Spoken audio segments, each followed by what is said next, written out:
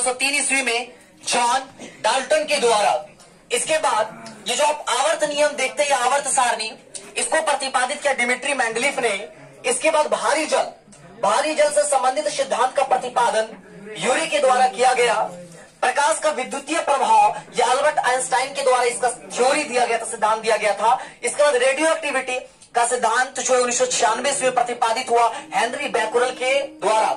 यहाँ पे मैंने आपको बोला था कि एक नई चीज के बारे में मैं आपको बताऊं, स्टीम सेल के बारे में बताऊंगा। और आपको स्टीम सेल से जुड़ा एक चीज होता है, मदर शेल होता है, जो प्रिजर्व के बारे में बता रहा था, प्रिजर्व किया जाता है। तो जैसा कि आपको जानकारी होगा, जब बच्चे का जन्म होता है तो उसका सारा खान पान किससे होता है? ये नाभि से होता है। माँ जो कुछ भी खाती है वो पेट में क्या होता है? नाभि से कनेक्टेड होता है।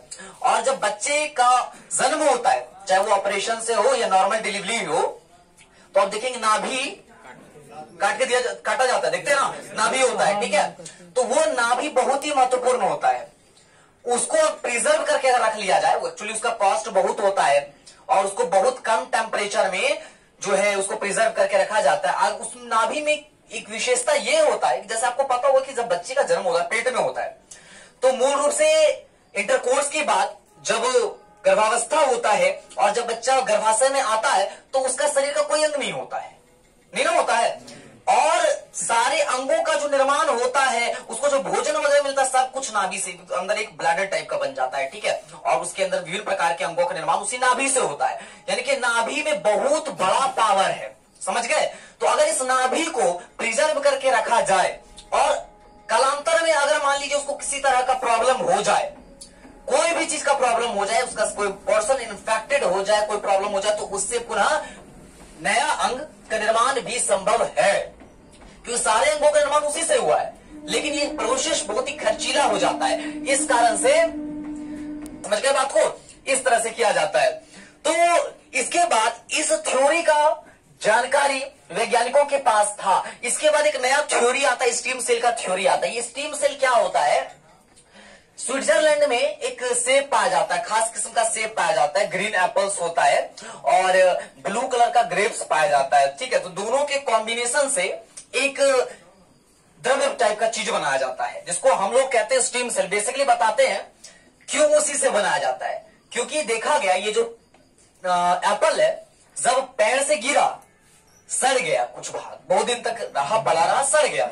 लेकिन जब उसका अध्ययन किया गया तो देखा गया कि वो जो सड़ा हुआ भाग है खुद ब खुद ठीक हो रहा था।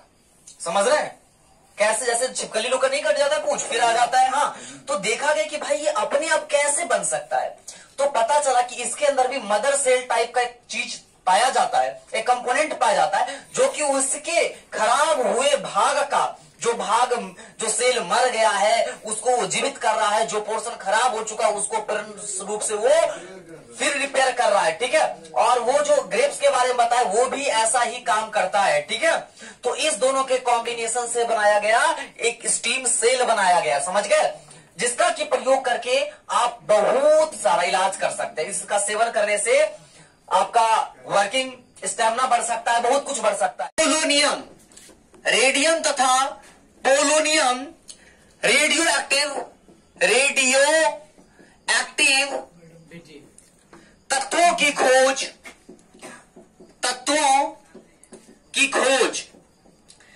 Madam Curie.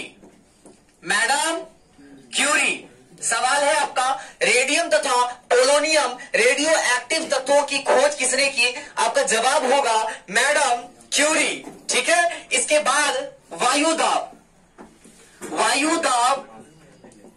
1643 ईस्वी में इसके बारे में जानकारी दिया गया हॉर सॉली के द्वारा।